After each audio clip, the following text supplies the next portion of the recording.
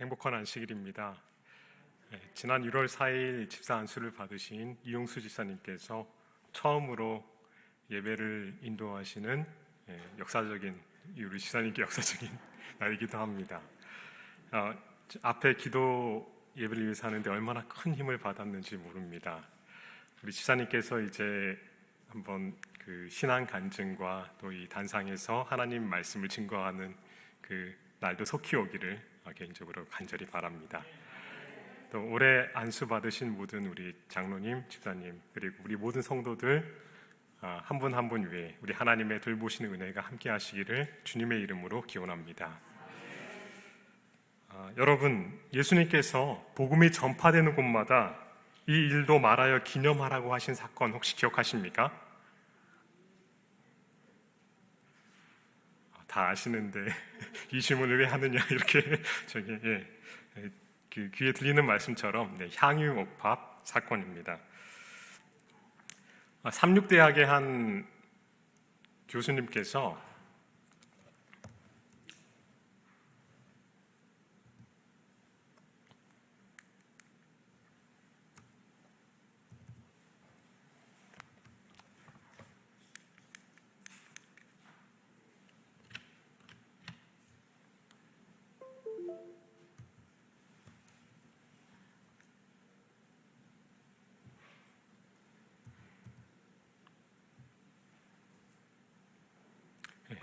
제가 좀 많이 미디어하고 친하지 못한 것 같습니다. 양해해 주셔서 감사합니다. 한 교수님께서 어렸을 때 교회에 나가서 목사님 말씀 듣는 걸 매우 좋아했다고 했습니다. 하루는 그 목사님께서 이 향유옥합 얘기를 하시는 겁니다. 그래서 이 학생은 당연히 예수께서 이 여자를 꾸짖으시고 그만한 돈으로 가난한 자를 도우라고 하실 것으로 기대했습니다. 그런데 깜짝 놀라고 큰 실망을 하고 말았답니다.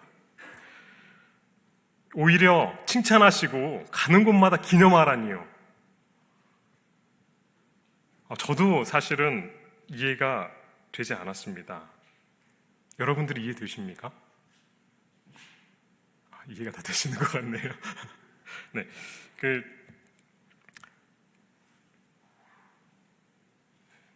가난한 자들은 항상 우리 곁에 있지만 육신이 되신 예수님 항상 우리 곁에 있지 않으시기 때문에 장례를 미리 준비한 거다. 그것에 대한 칭찬을 이해할 수 있었습니다. 그러나 복음이 전파되는 곳마다 이 여자가 한 일도 말해서 기념하라. 이 부분은 이해가 안 되는 것입니다. 왜 그렇게 하셨을까요? 무엇 때문에 복음이 전파되는 곳마다 이 여자가 한 일이 전파되어야 할까요? 그리고 기념해야 할까요? 다소 시간이 걸리더라도 분명한 답을 말씀에 찾기를 원합니다. 하나님의 말씀 마태복음 26장 6절에서 13절 함께 봉독하시겠습니다. 마태복음 26장 6절에서 13절입니다. 같이 읽겠습니다. 예수께서 시작. 예수께서 베다니 문둥이 시몬의 집에 계실 때에 한 여자가 매우 귀한 향유 한 옥합을 가지고 나와서 식사하시는 예수의 머리에 부으니 제자들이 보고 분하여 가로되 무슨 의사로 이것을 허비하느뇨? 이것을 많은 값에 팔아 가난한 자들에게 줄 수 있었겠도다 하거늘.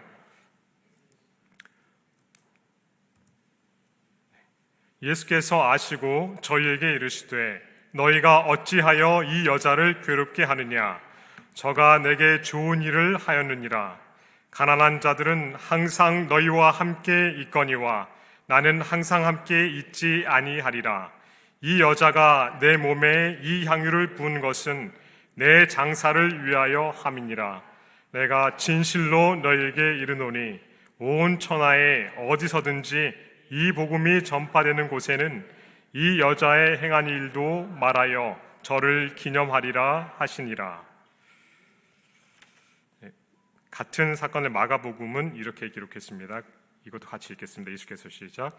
예수께서 베다니 문둥이 시몬의 집에서 식사하실 때 한 여자가 매우 값진 향유 곧 순전한 나드 한 옥합을 가지고 와서 그 옥합을 깨뜨리고 예수의 머리에 부으니. 우리는 마리아가 예수님의 발에 향유를 붓고 씻은 걸로 알고 있는데, 이 두 성경에 의하면 여자의 이름은 밝히지 않고 다만 어떤 여자라고 하였고, 그리고 어디에 부었다고 했습니까? 예수님의 머리에 부었다고 기록하고 있습니다. 그리고 얼핏 보면 복음이 전파되는 곳마다 전하라고 하신 이유가 예수님의 장사를 미리 준비하였기 때문인 것으로 보입니다. 이 사복음서가 모두 기록하고 있는데요, 요한복음의 빛을 통해서 우리는 이 여자의 이름이 누구라는 걸 알 수 있습니까? 마리아이고요. 그리고 그녀가 쏟은 향유의 무게는 약 1근. 제가 369를 가지고 오지 않았는데요, 성경학자들은 약 360ml에서 380ml 사이 정도로 보고 있습니다. 그러니까 두유 한 2팩 정도의 무게에 해당될 것 같습니다. 그리고 분내어 말한 사람은 누구라고 요한복음 얘기했습니까? 가룟 유다였다, 이렇게 얘기하고 있습니다. 우리 잠깐 영상을 통해서 이것은 함께 봉독하시겠습니다.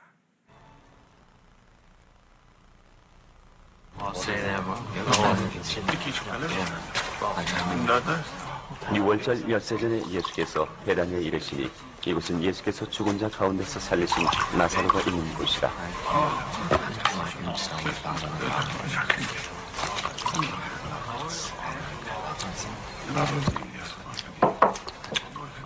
거기서 예수를 위하여 잔치할세 마르다는 일을 하고, 나사로는 예수와 함께 앉은 자 중에 있더라.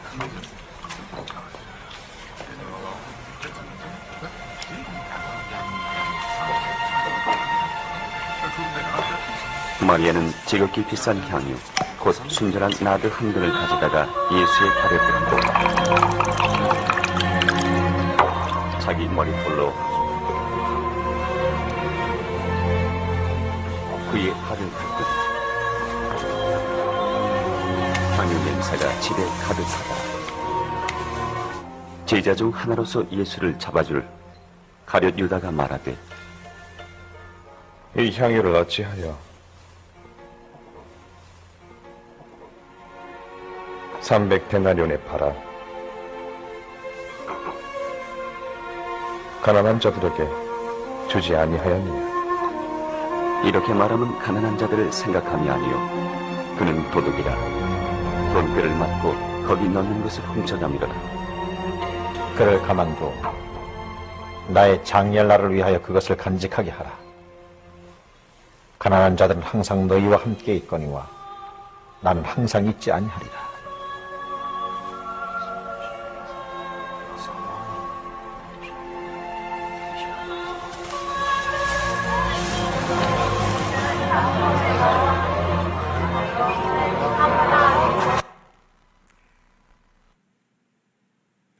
이 사건을 아까 말씀드린 것처럼 네 복음서가 모두 기록하고 있는데, 누가복음은 특별히 더 다른 빛으로 우리에게 증거하고 있습니다. 우리 누가복음 7장 36절부터 47절에 있는 말씀도 함께 봉독하시겠습니다. 한 바리새인이, 같이 읽겠습니다. 시작.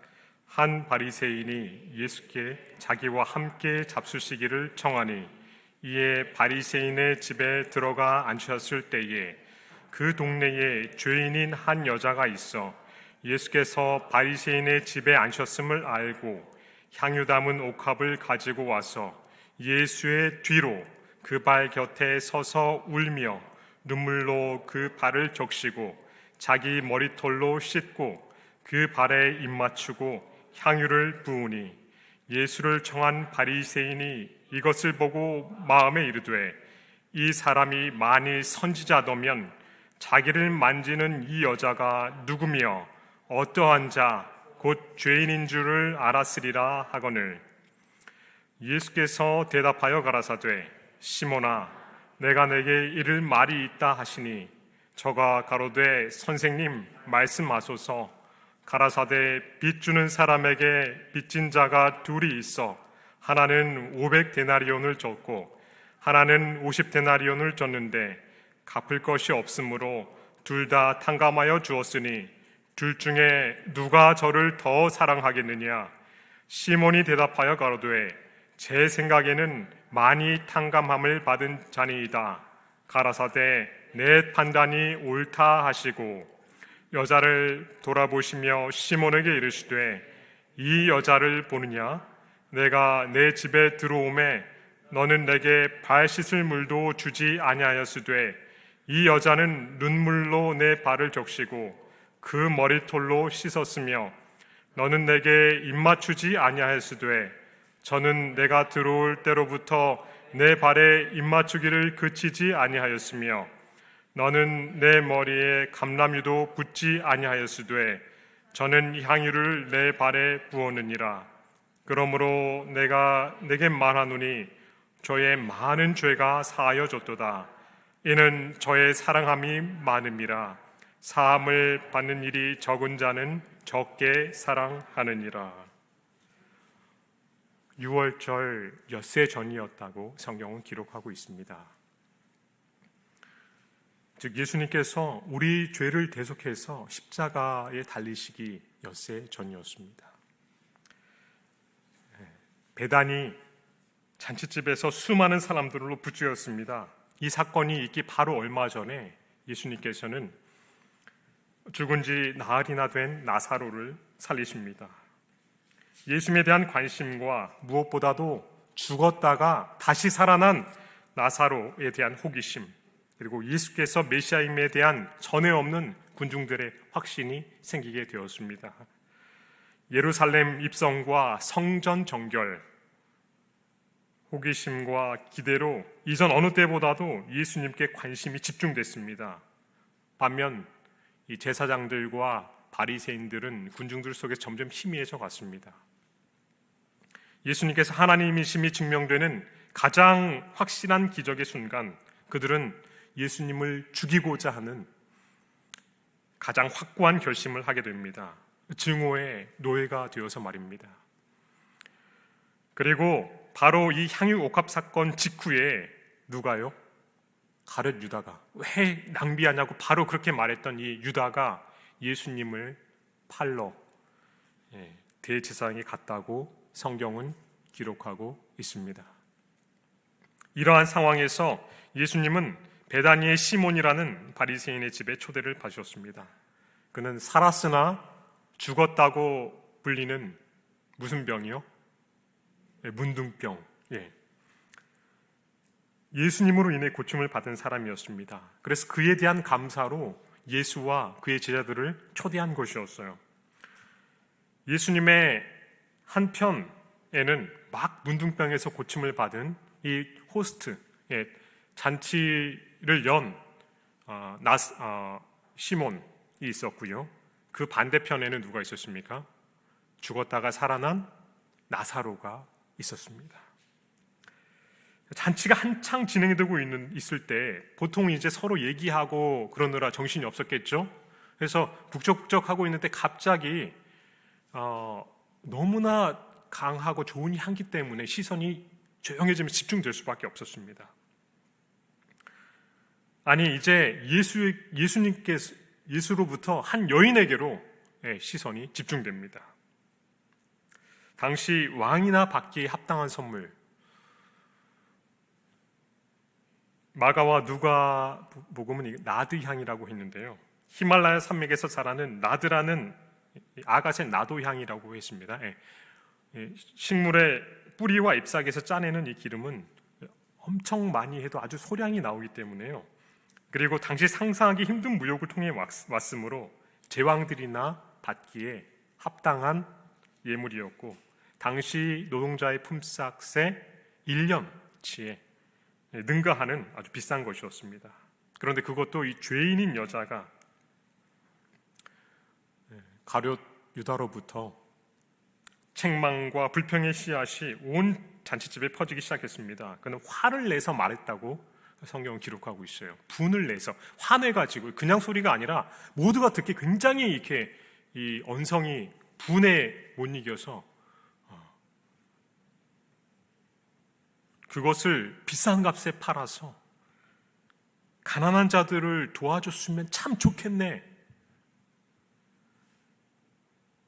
사실 예수님과 제자들의 선교 활동의 재정을 담당하듯 재무였던 유다는 그 자그마한 저축에서도 자신의 돈을 따로 떼어놓는 도둑이었습니다.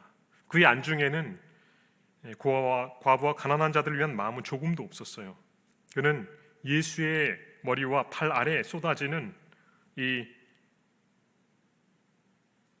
값비싼 모든 것을 보고는 예수님이 너무 큰 대접을 받는다 생각했습니다. 그 돈이 아까웠고 질투심에 불타올라 비난과 불평의 말을 쏟아냅니다. 특히 유다와 이 가룟 유다와 문둥이 시몬이 더 그러했습니다. 이것이 불씨가 되어서 이 잔치에 참여했던 모든 사람이 웅성웅성하더니 이 유다의 의견에 동조하는 목소리가 커지는 것입니다. 여자를 책망하고 비난합니다.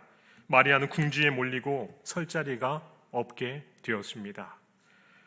그러나 예수께서는 유다나 시몬의 마음속 동기를 다 아시고 그들의 큰 죄를 아시지만 그것을 전혀 드러내지 않으시고 마리아의 참된 마음을 밝히심으로 그녀를 칭찬하십니다. 왜 그녀가 죄인이 됐는지나 지금 유다가 어떤 생각을 전혀 공격하지 않아요. 전혀. 대신에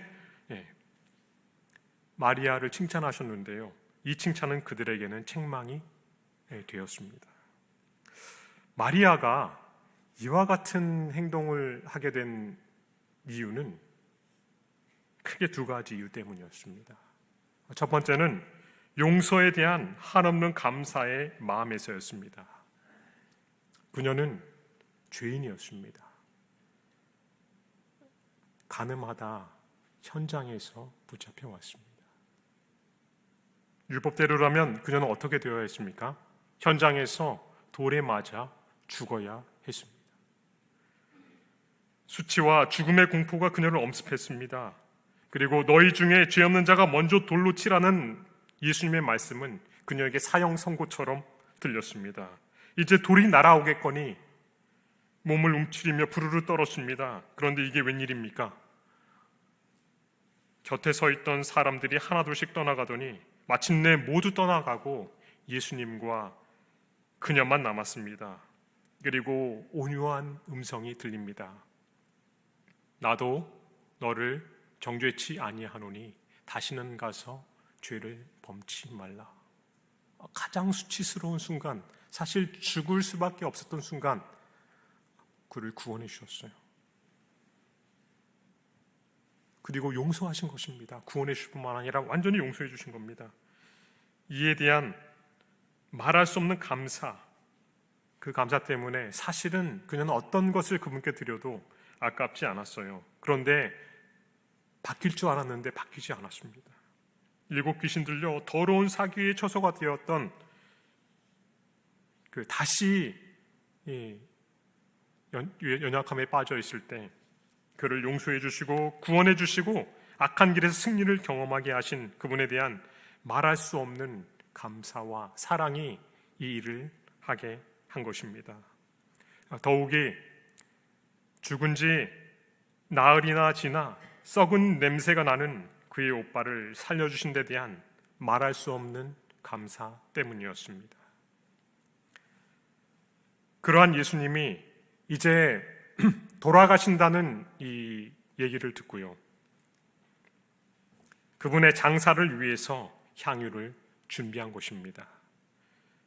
마음과 정성을 다해 준비했습니다. 그런데 사람들의 말을 들어보니 그분이 왕으로 추대되신다는 것입니다. 감사와 기쁨으로 그분께 가장 먼저 영광을 돌리고 싶었습니다. 그래서 성령의 강권하심에 이끌려 그녀는 아무도 모르게 뒤에서 사실 조용히 그러한 일을 행한 것입니다. 영감의 붓은 이렇게 기록하고 있습니다. 같이 읽겠습니다. 예수께서 은혜로서 그의 죄를 용서하시고 또한 오라비를 무덤에서 불러내셨으므로 마리아의 마음은 감사로 가득 차 있었다.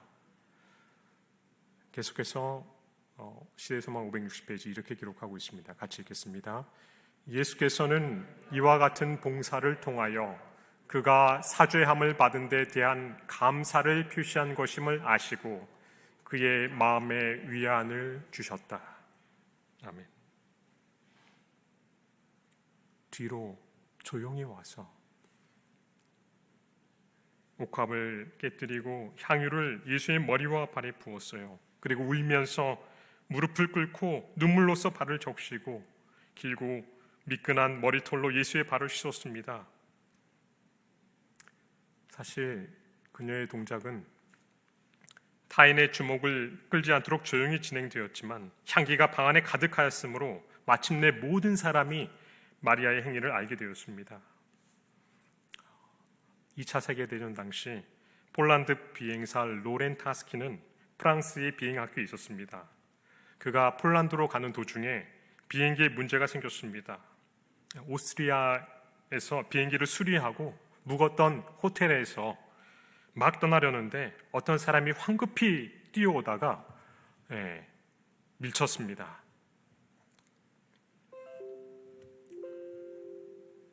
알고 보니 그 사람은 나치 비밀 경찰을 피하는 유태인이었습니다.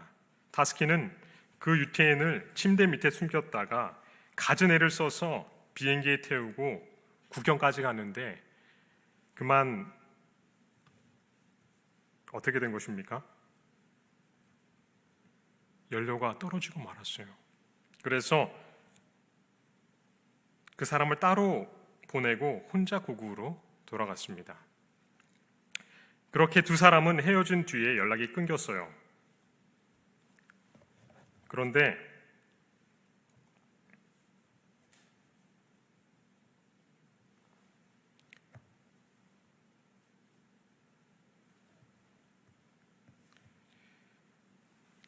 (2차) 세계대전 중에 타스키는 이 폴란드의 비행단장으로 연합군에서 영국에 가서 함께 참전하다가 사고를 당하게 됐습니다.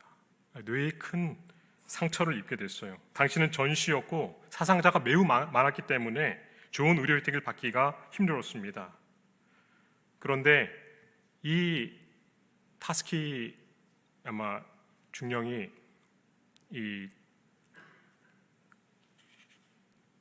크게 다친 소식을 알게 된 유태인이 그 소식을 듣고 일부러 찾아와서 심혈을 기울여 그를 구원해 주었습니다. 그가 스코틀랜드의 뇌수술 전문가로 저명한 사람이었던 것입니다. 자신의 생명을 구해준 은인에 대한 감사가 먼 거리와 바쁜 일정, 모든 노력을 고사하고 기꺼운 마음으로 감사하는 마음으로 그 일을 했고요. 그가 치유가 다 되기까지 노력을 아끼지 않은 것입니다. 하물며 영원한 죽음에서 죄의 짐에서 우리를 구원하신 그분께 우리가 마땅히 돌려드려야 할 감사와 참된 사랑은 어떠해야 할까 생각해 보게 됩니다. 그렇습니다. 참된 예배의 출발점이 바로 이곳이기 때문에 예수님께서는 이 여자가 행한 일을 복음이 전파되는 것보다 기념하라고 하신 것입니다. 예배가 무엇인지를 그녀를 통해서 모든 사람에게 알려주고자 하신 것입니다. 사실 예수님께 대한 예수님의 용서와 정말 그분의 구원, 그 무한한 사랑, 이 감사가 마리아의 향유옥합 사건을 일으킨 동인이었어요. 여인의 영광의 상징인 머리털, 그리고 여인의 마음의 상징인 눈물로써 예수의 발에 입맞추고 식였습니다. 죄를 용서받은 자의 진정한 기쁨과 감사가 그렇게 한 것입니다. 성경에 기록된 모든 참된 예배는 하나님의 용서와 구원의 기쁨을 맛본 사람들이 자발적으로 드린 마음의 행위였습니다. 우리가 많이 살펴본 야곱의 생애, 그렇지 않습니까? 아버지와 형을 속인 이후에 평생 죄책감이 그의 생애 그림자처럼 따라다녔어요. 드디어 야복강에서 그의 죄의 영상이 그의 목을 조여옵니다. 그런데 목숨을 내놓고 씨름했던 야곱은 마침내 하나님을 대면하여 뵙고 진정한 죄의 용서를 극적으로 체험하게 됩니다. 생애에서 가장 후련하고 통쾌한 순간이었어요. 그리고 그의 생애가 완전히 뒤바뀐, 이름까지 바뀐 전환점이 됐습니다. 이후에 그의 생애는 이전과 달랐어요. 참된 예배의 생애와 감사의 생애였고요. 에서를 만났을 때 뭐라고 했습니까? 주님을 뵌 것 같다. 절대 아부가 아니었습니다. 실제로 그는 하나님을 만났고요. 바로 이러한 경험에서 그 말이 나왔어요. 성경은 이것을 분명히 하고 있습니다.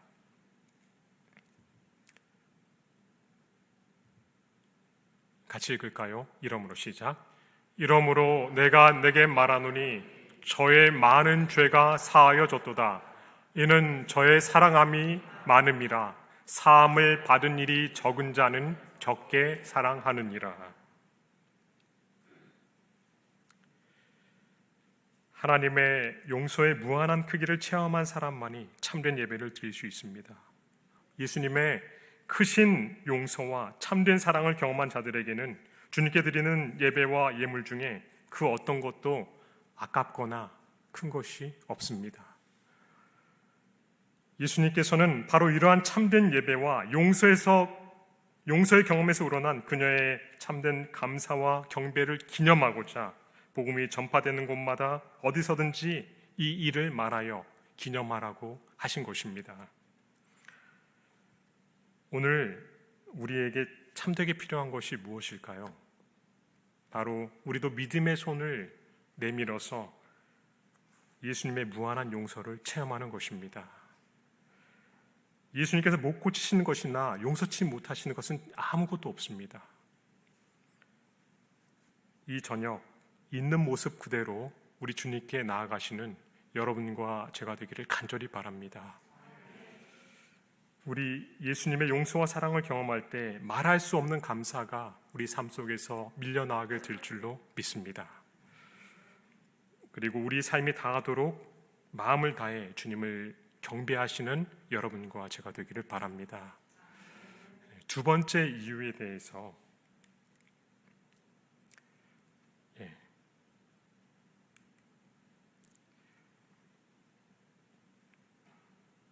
성경과 예언의 신은 이렇게 설명하고 있습니다. 마리아는 예수님께서 하나님이심을 깨달았기에 그에 합당한 예물을 드리고자 한 것이다. 죄의 용서 그리고 죽은 오빠를 살리심, 이것은 예수님이 하나님의 아들이심을 깨닫게 하는 가장 분명한 일이었습니다. 죽음에서 다시 살릴 수 있는 분, 그리고 죄를 용서할 수 있는 분은 누구뿐입니까? 유일하신 하나님뿐입니다. 비록 너무 초라하고 그들이 보이기는 흠모할 만한 것이 없었지만, 육신으로 계시지만 마리아는 이분이 사람이 아니시라고, 하나님이시라는 걸 분명히 알았어요. 지금껏 예수님과 함께 있던 제자들도 그렇게 하지 못했습니다. 오직 마리아만이 예수님을 바르게 알고 평가한 것입니다. 시대의 소망 564페이지는 이렇게 기록하고 있습니다. 같이 읽겠습니다. 마리아가 주님께 이러한 봉사를 드리려던 갈망은 세상에 있는 어떤 귀중한 향료보다도 그리스도께 값진 것이었다. 그 까닭은 이것이 세상의 구주에 대한 그의 바른 평가를 표시했기 때문이다. 그 여자를 강권한 것은 그리스도의 사랑이었다. 비할 데 없이 탁월한 그리스도의 품성이 그 여자의 심령에 충만하였다. 아멘. 계속해서 이렇게 기록하고 있습니다. 같이 읽겠습니다. 성경에는 시작. 성경에는 예수께 기름 부은 마리아를 다른 마리아들과 구별해서 말하였다. 예수를 위한 사랑과 존경의 행동은 그를 하나님의 아들로 믿는 신앙의 증거이다. 사실 이 모략에 대해서 동방박사 이 향유옥합 할 때 떠오르는 그 영어는 비슷한 언어가 사실 쓰긴 했거든요. 보면은 이렇게 기록이 되어 있어요. 성경에 집에 들어가 아기와 그 모친 마리아에 함께 있는 것을 보고 엎드려 아기께 경배하고 보배합을 열어 황금과 유향과 모략을 예물로 드리니라. 저는 우리 교회에 와서 이 채아가 정말 예쁘고 승민이가 너무 귀엽습니다. 근데 경배하진 않아요. 여기 뭐 제 아이도 있지만 귀엽다고 해서 아무나 절대 경배하지 않을 것입니다. 아기에 불과한 예수님을 구주로 경배한 동방박사들, 바로 그분이 누구신지를 알고 그분께 대한 믿음으로 참된 평가를 한 행위였습니다. 예수님이 어떤 분인지를 참되게 아는 데서 비로소 진정한 예배가 시작됩니다.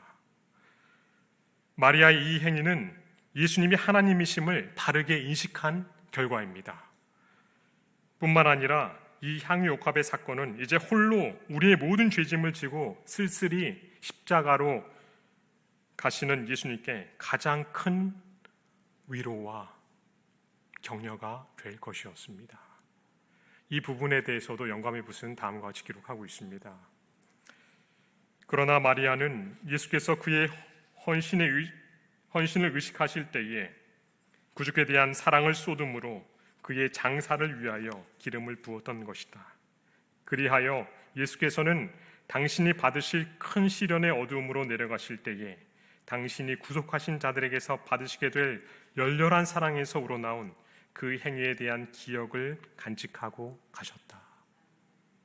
사실 훨씬 더 많은 향유를 니고데모가 가지고 왔어요. 그러나 바르지는 못했습니다. 그 부활의 아침 일요일 날 안식일을 보내자마자 니고데모가 이제는 전면에 나서서 가져왔지만 이미 부활하신 예수님은 그걸 바를 수가 없었어요. 그런데 그분이 하나님이심을 인식하고 왕이나 주님께만 합당했던 그 예물을 들고 갔던 마리아는 사실 다 믿지 않았지만 예수님께서 죽으실 거고 장사되실 것이라는 걸 믿었고요. 그래서 정말 예수님이 십자가의 그 고통스러운 시기를 견디실 때에 피로 사서 구속하신 한 영혼에게서 받으신 그 경배를, 그 따뜻한 사랑을 기억하시고 그분이 그 십자가에 나가셨다는 것을 우리가 알 수 있습니다. 모두가 심지어 가장 가까운 친구인 제자들까지 배반한 그 고독하고 고난의 시간에 마리아의 행위는 예수님을 격려하는 추억이 되었습니다. 또한 깨어진 이 향유옥합의 사건은 예수 그리스도께서 하실 일에 대한 예표였습니다. 예수님께서는 옥합이 깨어진 것처럼 자신의 몸을 깨트리사 목숨을 주시고 인류를 구원하셨어요. 방 안에 향유 냄새가 가득한 것처럼 온 지구에는, 아니 온 우주에는 죄로 인해 죽을 수밖에 없었던 인류와 그리고 죄로 인해 고통당하던 그들의 구원의 향기로 가득하게 된 것입니다. 사실 가룟 유다가 분을 내서 큰 소리로 이렇게 얘기했을 때 무슨 의도로 이것을 허비하느냐, 이 말이 예수님께 오버랩처럼 한 장면이 겹쳤다고 영감의 붓은 기록하고 있습니다. 뭐가 그랬다고 했죠?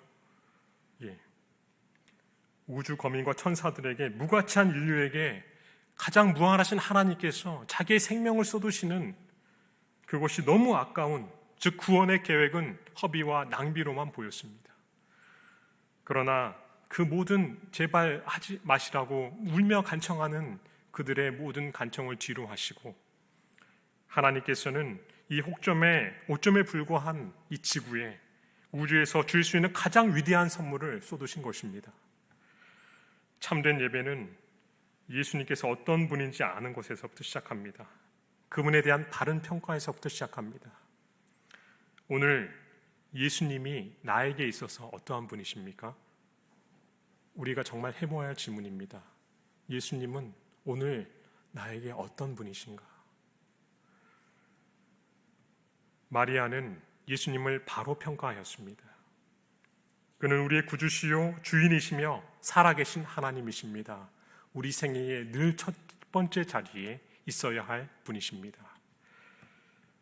사랑하는 도평교회 행복한 성도 여러분, 예배는 구경하러 오는 것이 아닙니다. 무엇인가 받기 위해서 오는 것도 아닙니다. 설교를 잘하나 못하나 평가하러 오는 것도 아닙니다. 오직 예수님의 용서와 무한한 사랑을 체험한 사람들이 그 감사에 크게 이기지 못해서 주님께 그 사랑과 감사를 표현하기 위해 오는 것입니다. 그리고 주님의 용서를 참으로 경험한 사람은 가장 소중한 것, 심지어 목숨을 들여도 아깝지 않은 것입니다. 이것이 참된 예배의 시작입니다. 그리고 그분이 어떤 분인지를 바르게 아는 것이 나의 몸가짐과 나의 삶의 우선순위를 바로 잡아줍니다. 더하여서 교회는 낭비하는 곳이 되어야 합니다. 사랑을 낭비해야 합니다. 아이들과 어린 학생들 그리고 세상을 향해서 도움이 필요되는 가난하고 불쌍한 영혼들을 위해서 사랑이 낭비되어야 합니다. 내가 받은 사랑과 용서에 감격해서 그것이 흘러 넘쳐서 낭비되어야 그것이 진정한 예배자의 삶인 것입니다.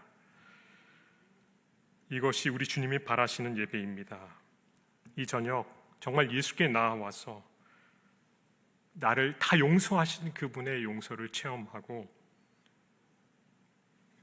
정말 그분을 새롭게 알기를 원하시는 분들은 아멘을 통해서 마음의 결심을 표해 주시기를 바랍니다.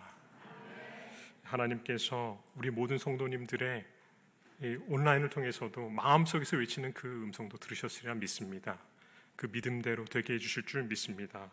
이제 마리아처럼 이 용서와 구원의 기쁨과 희열 속에서 영원히 그분을 경배하며 우리 삶 속에서 예배하는 삶, 주님을 참으로 경배하는 삶을 사시는 여러분과 제가 되길 간절히 바라면서 말씀을 마치겠습니다.